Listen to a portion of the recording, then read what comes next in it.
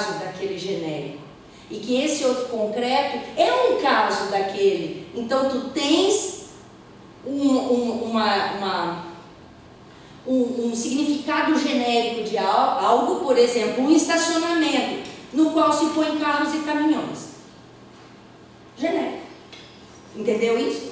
Tem um estacionamento, ele se define com carros e caminhões, tá? Agora a gente pode brincar com dois estacionamentos sem se preocupar muito com qual valor, nem tem valor, só são carros e caminhões, não é álgebra, é expressão de algo muito genérico.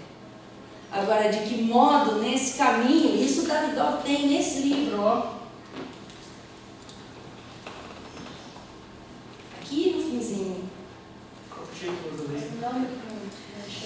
Tipos de generalização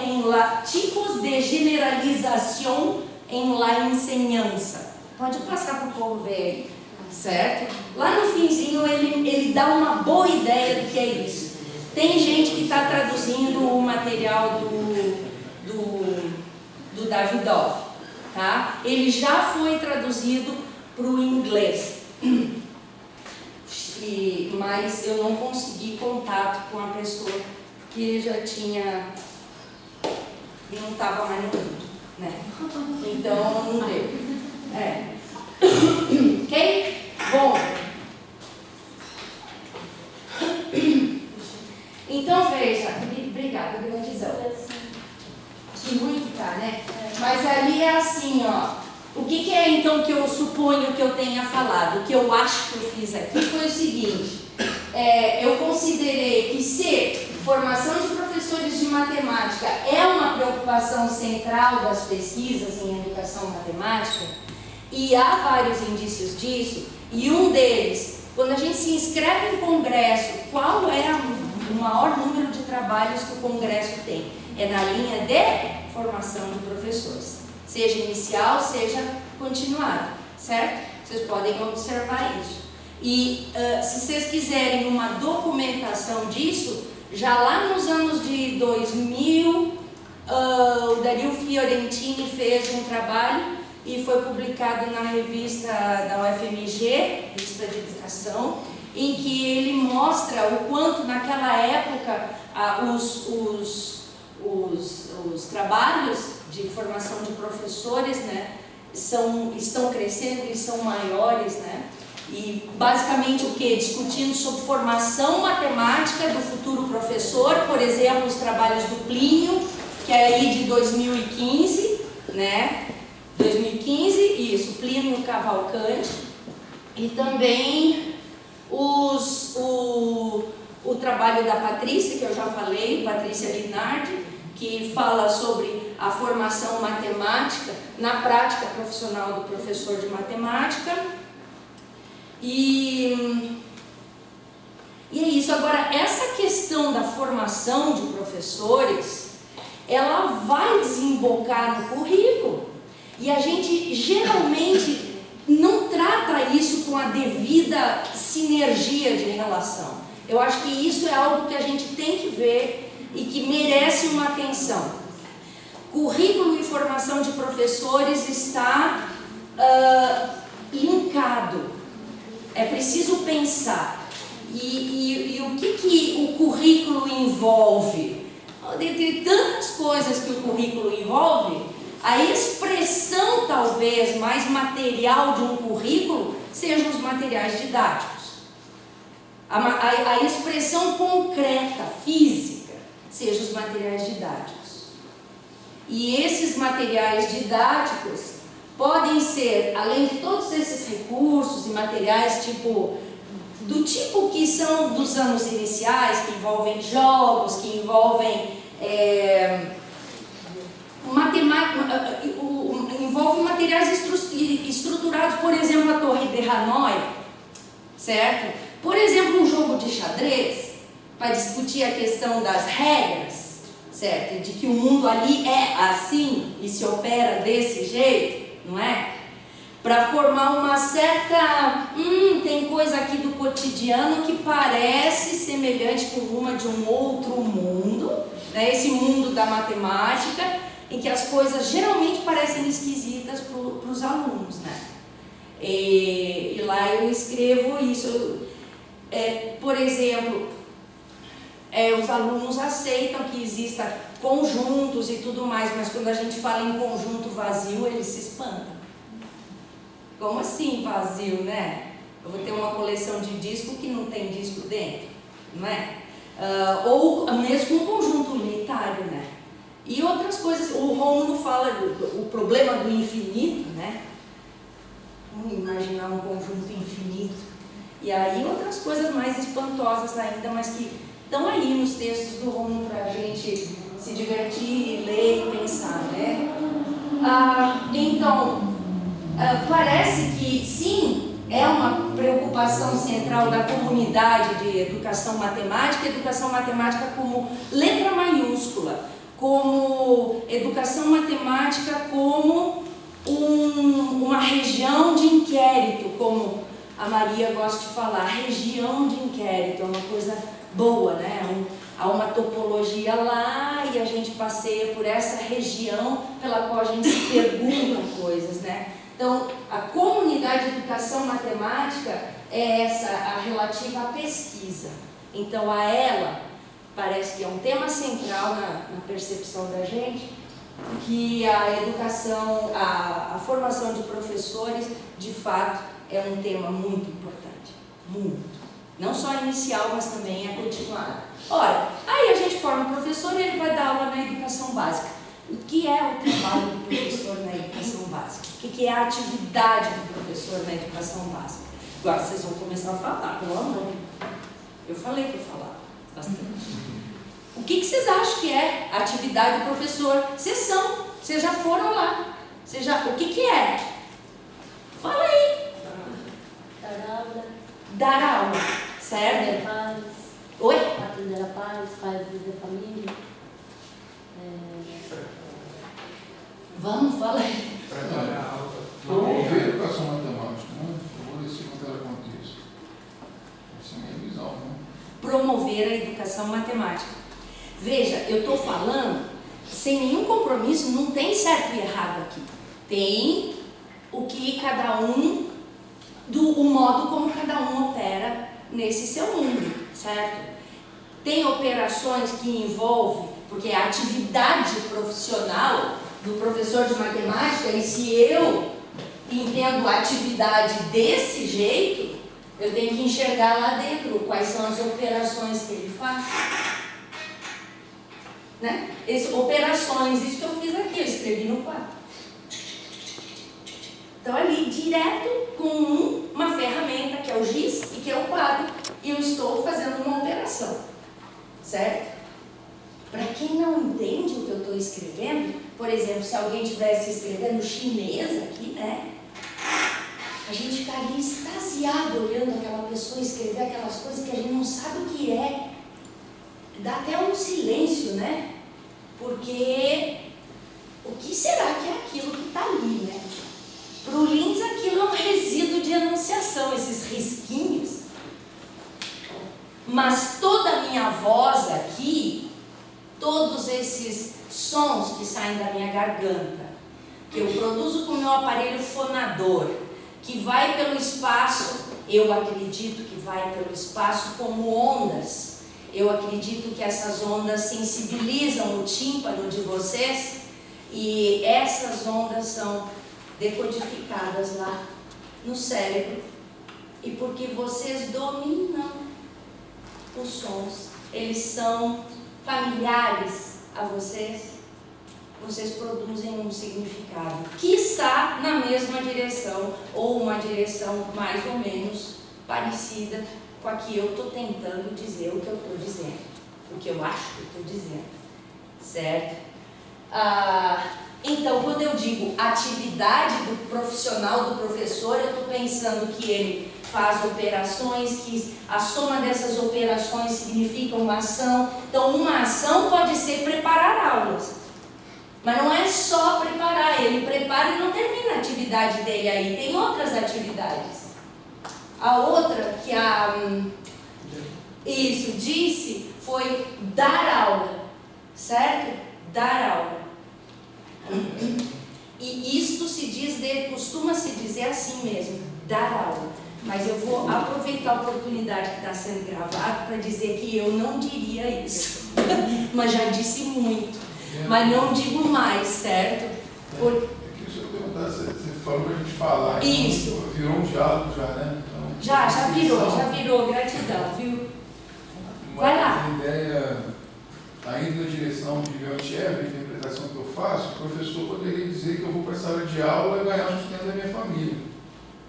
Que dar aula é uma ação dentro dessa atividade, ganhar pão de cada dia com comida mesmo do meu filho, né? Sim, então, a questão só aqui é que a atividade dentro do Leontiev, o que melhor caracterizaria ela, é aquele exemplo que vem, que o Vygotsky fala também, da caça, lembra? Então, é sempre coletiva, porque tem a ver com o trabalho humano. E um trabalho feito coletivamente. Então, qual é a atividade profissional do professor nesse instante que ele está em sala de aula? É um trabalho coletivo com os alunos dele. Mas para ele chegar nisso, que eu posso considerar como uma ação, se eu der um zoom out e pensar ele lá na sala dos professores, planejando aquela aula junto com os colegas dele. Eu sei que esse é o mundo ideal, certo?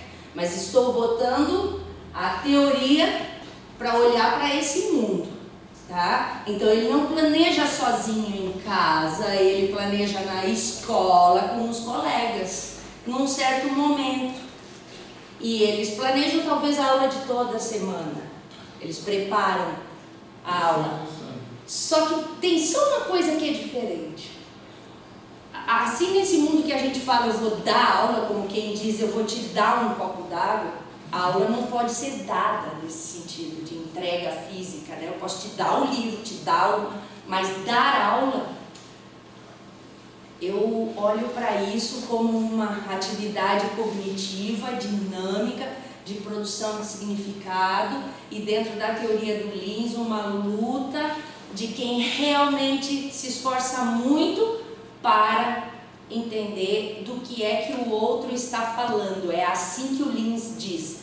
Eu preciso saber, eu preciso aprender a ler o aluno. Ele usa esse termo, ler o aluno.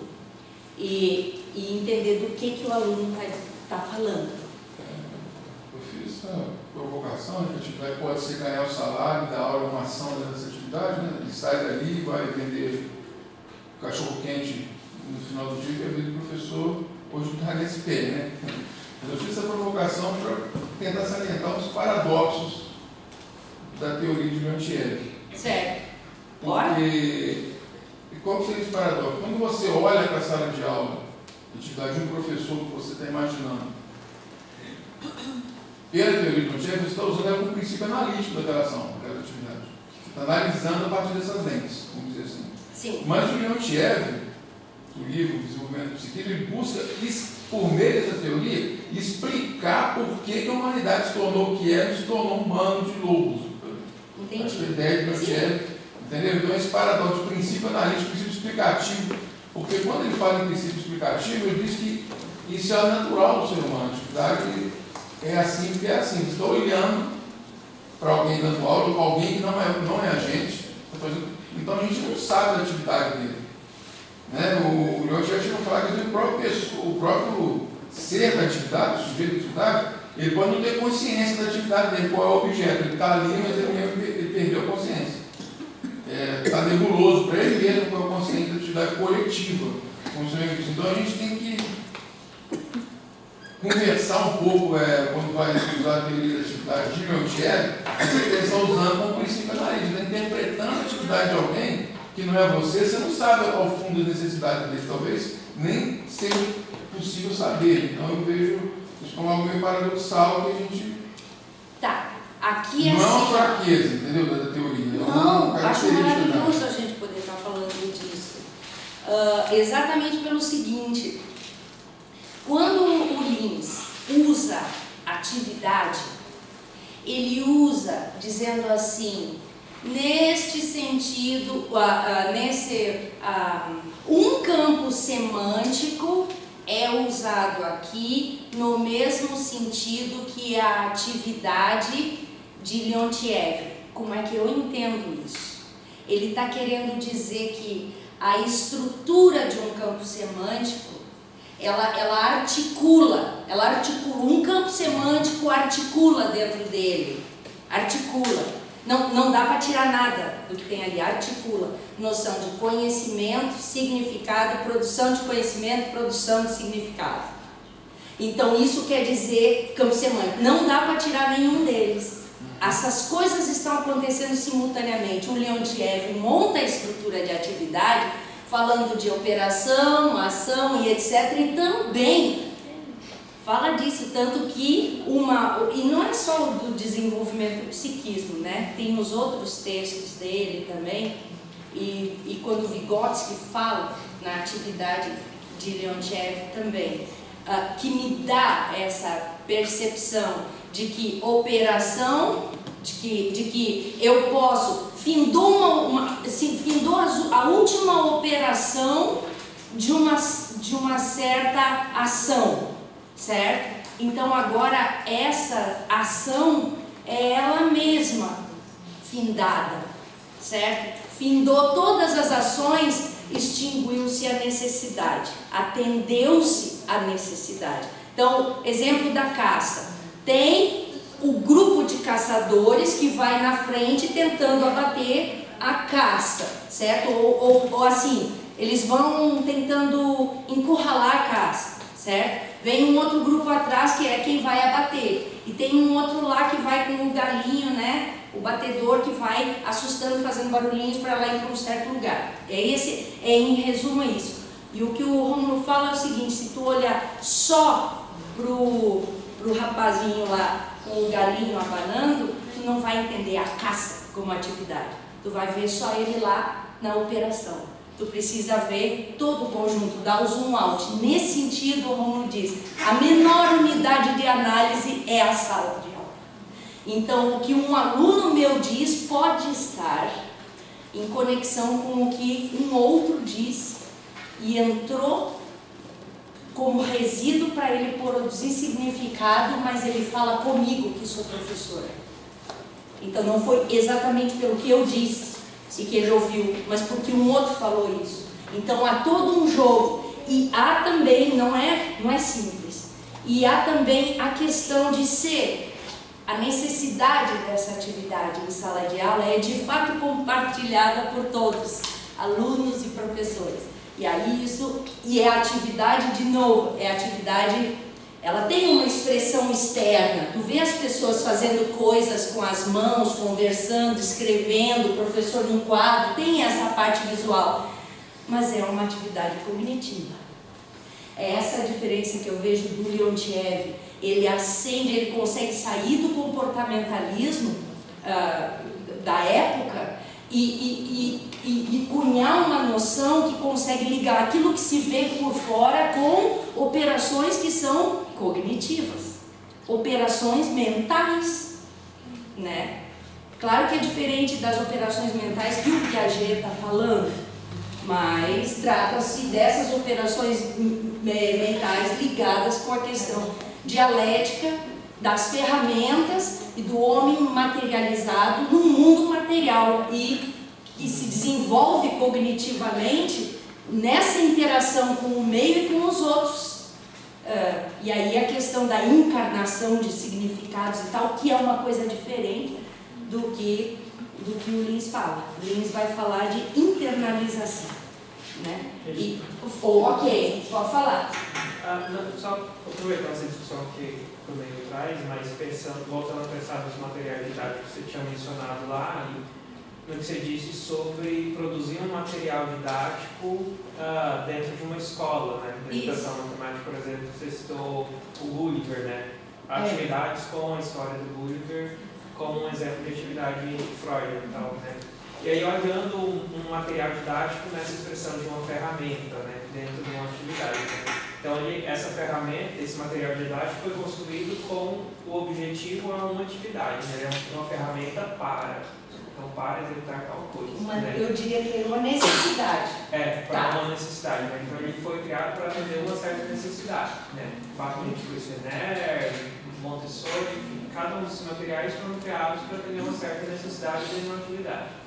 Só que quando findou a atividade de produção, ou seja, põe isso no LEM de qualquer universidade, seja qual for, de Santa Maria, lá na sua, a atividade de usar esse material didático possivelmente não seja a mesma que a atividade de produzir esse material didático, né? A não ser que eu ponha uma regra, né? Só use esse material didático se você for fazer tal e tal atividade, mas Sim. quase nunca a gente encontra isso. O uso desse material didático em uma outra atividade traz consigo algum rastro, alguma coisa daquela atividade de criação dele? Ou seja, eu pegar certo material que foi criado para atender uma certa necessidade e tentar atender outras necessidades com ele, eu vou arrastar uma coisa de cá para lá? Ou eu consigo que ele se torne, enquanto resíduo da atividade, ele não tenha nada dele? Então eu consigo tirar daqui, botar aqui e usá-lo tão bem quanto? Então, no meu modo de entender, com o Lins, certo? Um material é produzido não por um indivíduo, embora ele pode ter sido o agente do processo de fabricação daquele material, mas ele é culturalmente localizado. Então, eu vou falar numa escola de pensamento em educação matemática.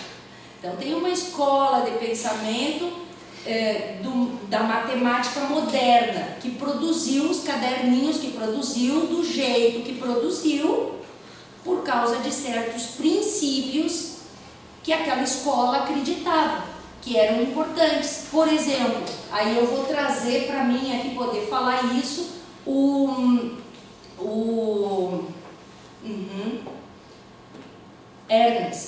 Paul Ernst, tá? Por exemplo,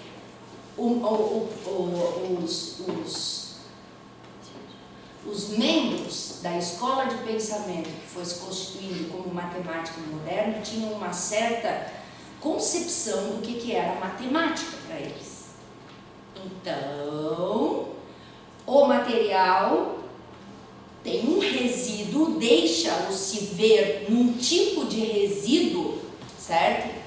Que se caracteriza por isso, né? Então, só para falar de um outro jeito, se eu pegar um livro didático hoje, certo? Ele é cheio de língua materna.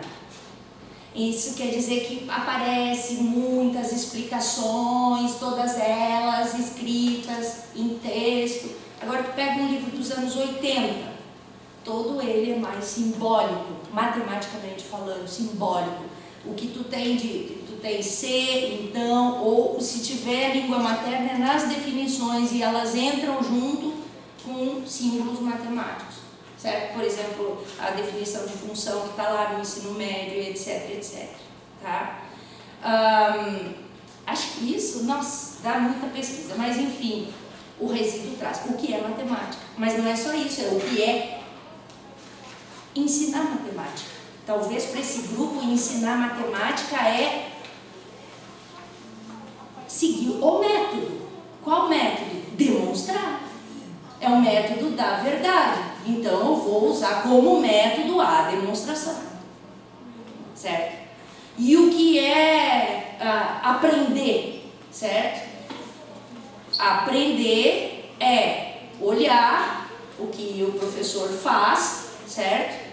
E procurar falar como ele, e agir do modo dele, etc. Mas, tipo, reproduzir, certo? E aí, um problema grande, porque a matemática, o movimento da matemática moderna fracassou, certo? E aí vem Morris Klein escrevendo O Fracasso da Matemática Moderna, um livro que eu recomendo. Para mim ele é um clássico, porque ele traduz uma época no mundo, né? Ele mesmo um professor de matemática, então isso é muito precioso, né? Fracasso da Matemática Moderna, do Morris Klein. Ok? Então, João Pedro, concluindo, esse material tem esses princípios. Agora, eu peguei esse material e entreguei para os professores na sala de aula. Olha o que eu fiz. Só que esses professores não foram eles que produziram esse material, certo? Estou indo na tua direção, tá? Não foram eles que produziram. Então, quando chegou lá esse material, foi um espanto. Qual foi a primeira coisa que precisou fazer? Cursos de preparação de professores para trabalhar com aquele material. E não foi algo fácil. Porque, por exemplo, nos anos iniciais, era aquele caderno, como é? SMGS, se não me engano, era um grupo que tinha aqui no Brasil, em São Paulo, e que buscava dinamizar o movimento todo aqui no Brasil, não é? Mas enfim, que aí eu não lembro direito, mas é SMGS. E esses professores receberam, mas que tipo de matemática eles trabalharam? As matemáticas dos problemas de feira, sabe? Fulano foi à feira com tantos reais, etc. Todos os anos iniciais eram assim. E de repente começou a ser, já no início, um trabalho abstrato com conjuntos, certo? Definindo a adição como união e assim por diante, né? Eu sei disso, sabe por quê? Porque foi exatamente quando, em 1972, eu tinha 10 anos. E eu peguei o movimento da matemática moderna, né? E na minha escola. Essa diferença do que vinha sendo feito nos anos iniciais, antes até o 3º ano, e na 4ª série já era outra coisa. E aí não deu certo. Ou seja, ele traz algumas características. Bom, eu vou trazer aqui a Bertone para me ajudar a falar. Ela falou que o movimento ela escreveu isso, o movimento da matemática moderna foi pouco investigado. Nós não temos suficientes pesquisas que nos levem, tem pesquisas, mas não suficientes, né? E que nos levem a fechar por que não deu certo, se haveria outras perspectivas. A gente já sabe por que não deu certo em certo limite, né? Mas então, o ponto é esse. Tira um material de um mundo. Eu vou usar um exemplo que o Guilherme falou. Pega um computador, leva lá para o meio da selva, certo? Será que eu tenho a expectativa de que ele vá ser usado como ferramenta, como eu uso aqui? Não. Não. Lá ele vai ser usado como uma outra coisa, certo? Então, pode-se ter radicalmente a situação em que não leva nenhuma característica e pode ser que alguma se faça ver ou seja possível de dialogar. Por quê? Porque cada um desses professores de sala de aula, e nós somos eles, tem uma história. Pode ser que ele tenha tido certas leituras, certas situações nas quais ele se sentia à vontade e entendia mais, por alguma razão do processo histórico dele, de modo que ele conseguia falar um pouco mais na direção desses que fabricaram o material. E daí, na minha tese, a questão toda é essa. Como que a gente pode ler modelos didáticos, né? Então, há um esforço ali, são ensaios, vocês vão ver.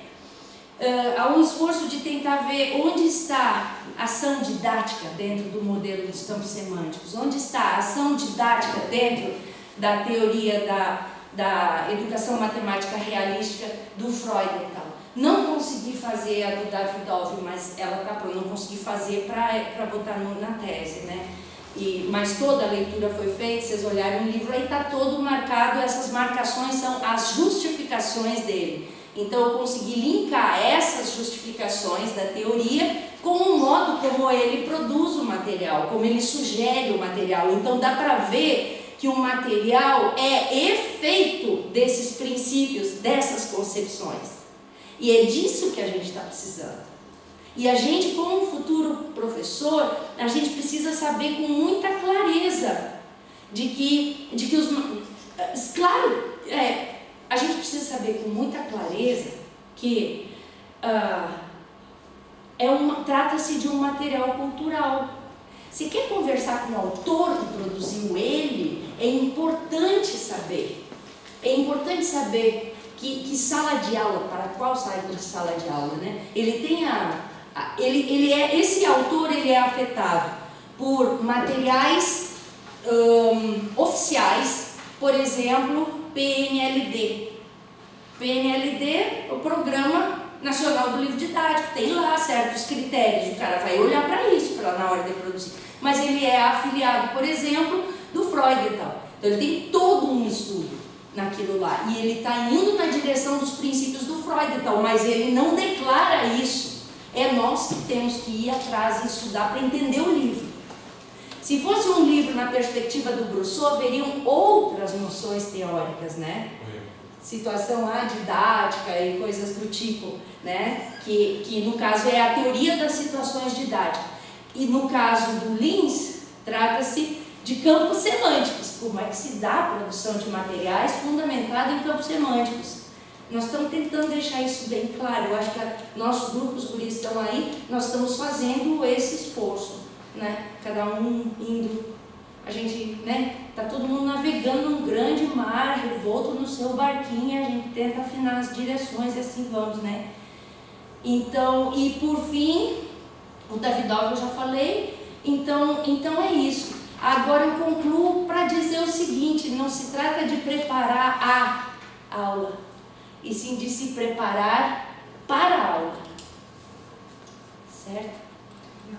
E isto é um princípio oriental. Regina, Os japoneses falam. Flor de lis ou flor de lis, né? Flor de lis? Flor de lis ou flor de lins, né? Não sei. Flor de lis. Gratidão. É o seguinte, você na sua tese, você tem um exercício mais teórico, né?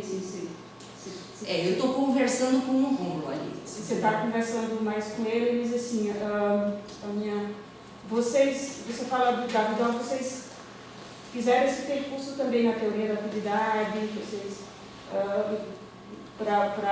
para montar esse percurso teórico, você tem uma discussão com a teoria da atividade, né, e com relação ao Leontiev, né, assim, você tem esse percurso histórico do Leontiev está ali no início do século XX, né, e você faz esse percurso, porque o Leontiev ele sai do cognitivo e vai para o social.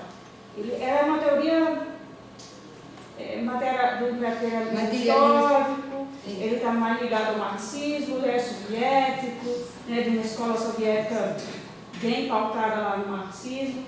Então você tenta fazer isso também, e você classifica a teoria dos campos conceituais como uma teoria marxista ou...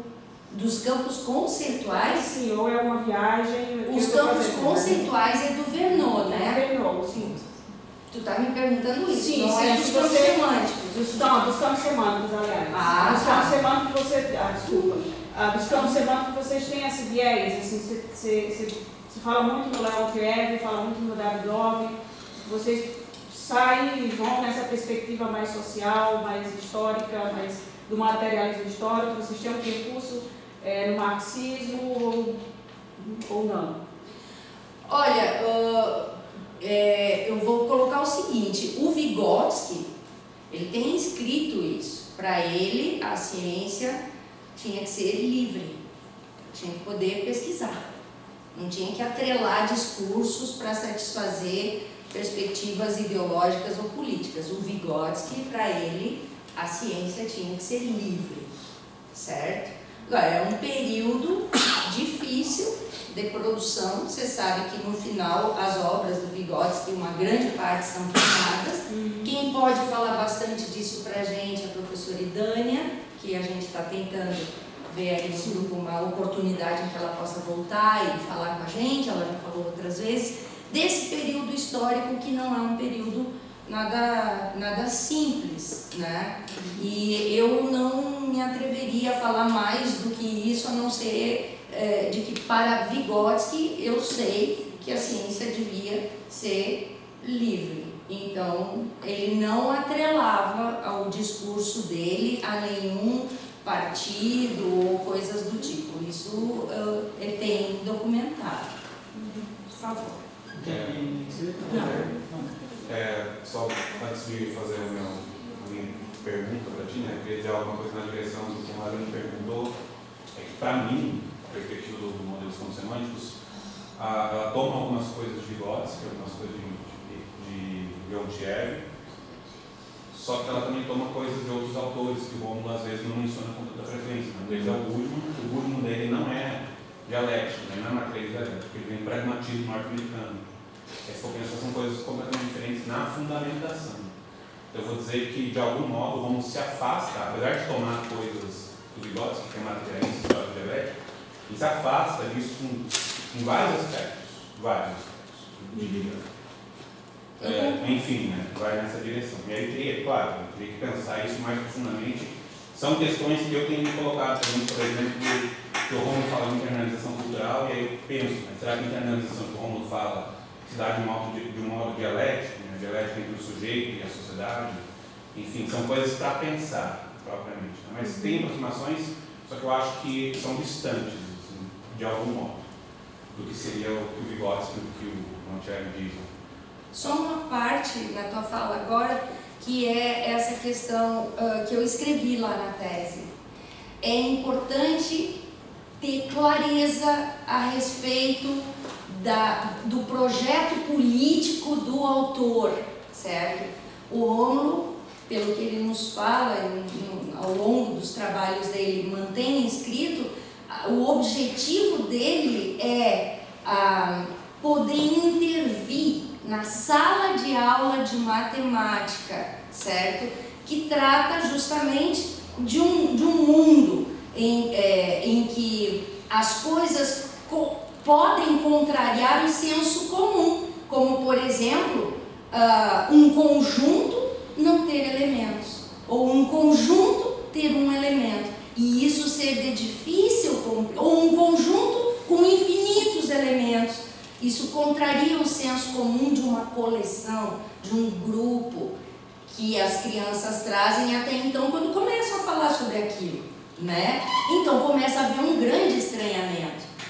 Agora, tem um discurso do professor de matemática que vai dizer: aqui as coisas são assim, tem que ser assim. Bom, isso é legítimo que esse professor de matemática, que representa um matemático, que ele diga, mas ele é um professor de matemática. Ou seja, cabe a ele dinamizar um processo onde o menino tem acesso para esse mundo, onde ele consiga falar, ascender na linguagem matemática, conversando como se fosse, ou pelo menos se aproximando, né, dos objetos matemáticos, certo? É o que se deseja, mas isso passa por aceitar objetos não matemáticos também, certo? Então, o que eu vejo do Lins é isso, a proposta dele é ali, é o problema do processo de produção de significado para objetos matemáticos e que se encontra com um mundo cotidiano onde os modos de produção de significado são diferentes, não são assim internalista, como ele e a Patrícia falam, internalista, simbólico e definicional, né? Eu vou te dar um exemplo, eu posso dizer, cara, e estou me referindo que foi sorteada uma moeda que o lado cara está para cima. Ou pode ser também um chamamento ao meu colega. Cara, olha aqui. E pode ser, olha a minha cara. É outra situação. Então depende de um certo contexto. Mas na tese eu assumo o contexto diferente do Derrida. Eu assumo o contexto como uma filiação a um campo semântico que está se formando lá no interior de uma atividade. Para mim, quando fala de contexto, eu preciso, por que eu preciso? Porque eu falo de atividade e os professores dizem no contexto da atividade e o que é que nós estamos entendendo como contexto? Essa cadeira, aquilo lá. Bom, mas o que se trata mesmo? Desenvolvimento intelectual, desenvolvimento cognitivo, então qual é o contexto? Há um contexto de produção de significado e ali eu escorrego para campo semântico. Tá? Guia.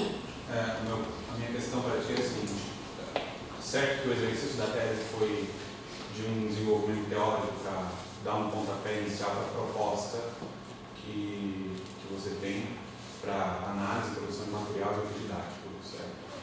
Mas aí eu gostaria de saber se você vislumbra já alguma coisa na direção do que você começou a sua fala, da sua pesquisa tendo impacto na sala de aula. Aí no seguinte sentido, né? Porque eu acho muito difícil que o professor saia preparado da graduação para qualquer escola do pensamento que vá se apresentar. Para estar aberto a qualquer escola do pensamento, isso que eu quero dizer, né? Por exemplo, eu não estudei nada de Freud então, na minha graduação. Nada, simplesmente. E se viesse algum material para mim, pouco ia me importar de onde ele veio, né? Eu ia simplesmente usar de acordo com as necessidades que eu tenho na minha sala de aula. Eu queria saber como é que você vê, se você vê, é claro, porque a tese é recente, uma ação para a sala de aula, tendo como referência isso que você propôs como desenvolvimento na tese. Eu já me situo nisso, né? O que seria, por exemplo, um material de frações se eu fosse produzir dentro de uma abordagem conversando com o Freudenthal? Freudenthal é o meu interlocutor.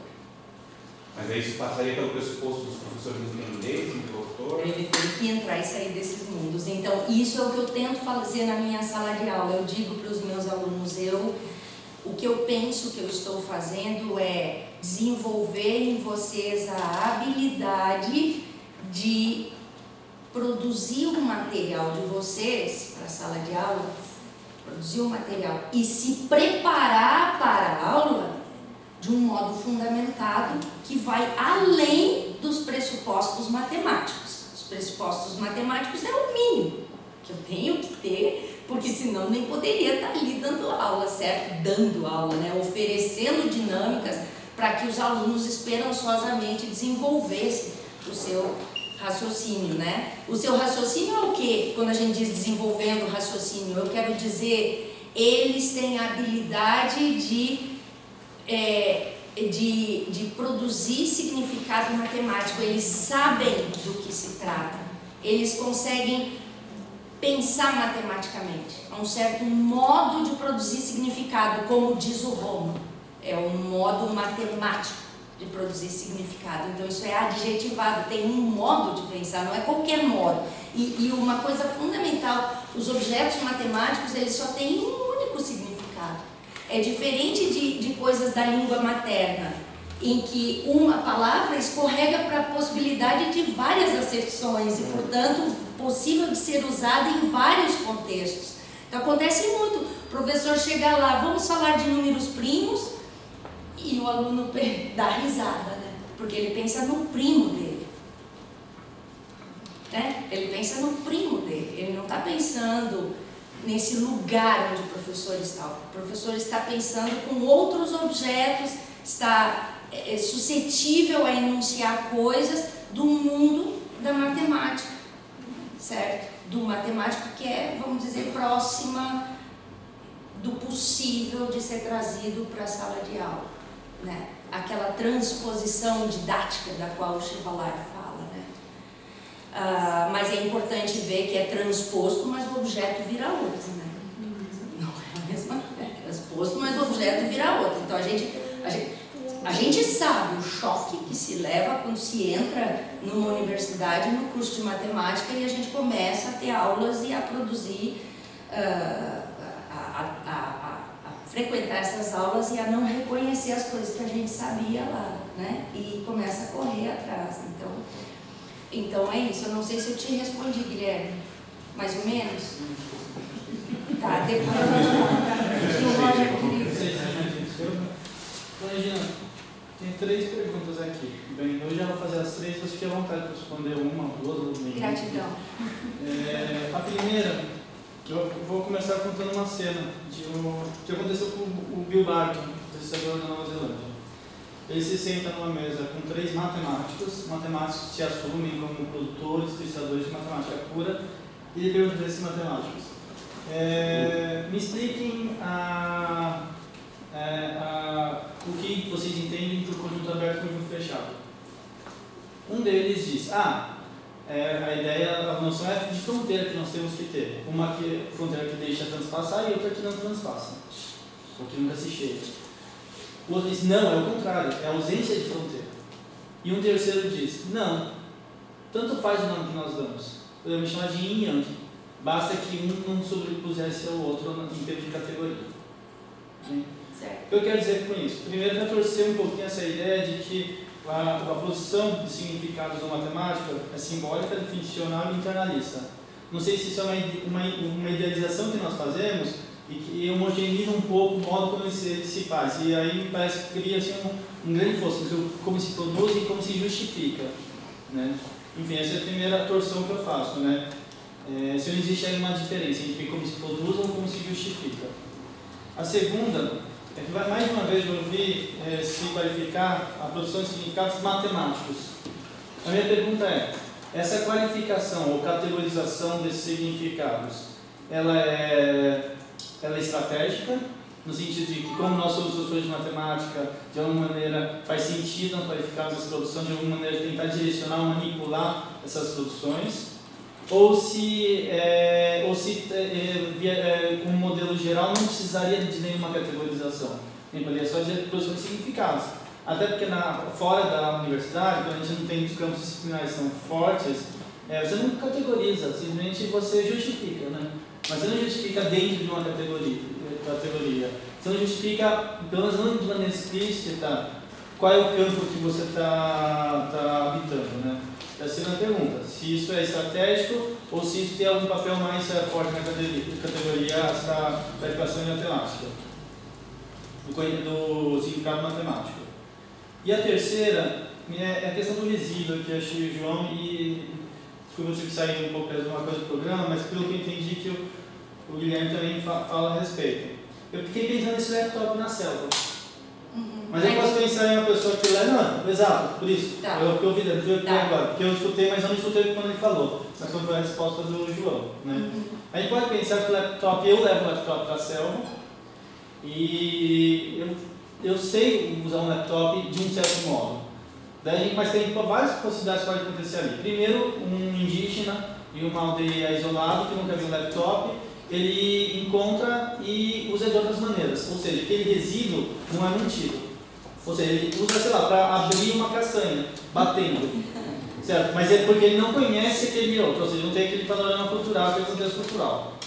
Eu posso tentar usar o laptop, mas é aquela bateria. Então não é só uma questão de campo. Eu começo a perceber que eu não tenho mais condição de usar aquele laptop porque aquela bateria não tem uma tomada. Ou seja, eu posso compartilhar o campo, ter um campo, mas de repente eu passo a usar o do indígena. Ou seja, aquele resíduo se foi. Eu passo só a quebrar castanha com esse laptop. E tem uma outra questão ainda, que não é só do campo, nem da condição, mas da necessidade. Porque eu posso não ter necessidade alguma de usar a internet, mas ter necessidade de abrir castanha. Então, muito obrigada pelas 4 questões e a última responde as outras 3. Sim. Por conta de que quando tu traz necessidade, tu traz atividade. Se o recurso que eu tenho, tá, que é o laptop, para uma certa atividade que eu tenho necessidade de fazer, certo? Se ele está inoperante, a atividade não pode se realizar. Então, com isso, eu respondo a terceira. E eu posso pegar o laptop, se eu achar que eu estou perdido na selva e com muita fome, eu preciso comer, e abrir como um outro faria por não saber a que serve, abrir a castanha e tentar sobreviver. Pode ser só até aí? Não pode, é que acho que faz sentido, porque daí não é só uma questão de o resíduo está atrelado à relação que se coloca, né? Condição, necessidade e campo. Aí vem mais uma coisa, o resíduo, tá? Ele é aquilo que tu acredita, segundo Lins, que alguém produziu e deixou por ali. Pode ser um Deus, pode ser o que for, certo? Pode ser um colega teu, pode ser o que for, né? Uma vez num grupo de pesquisa a gente falava da borra de café. Eu levei tempo para entender a história da borra de café. Tá lá no Encontro 40, né? Quase surto com a história. Mas a borra de café. Eu acredito que alguém deixou ali, certo? É um resíduo. Mas o significado, certo? Digamos que alguém que eu conheça e que nunca viu um filtro de café chega ali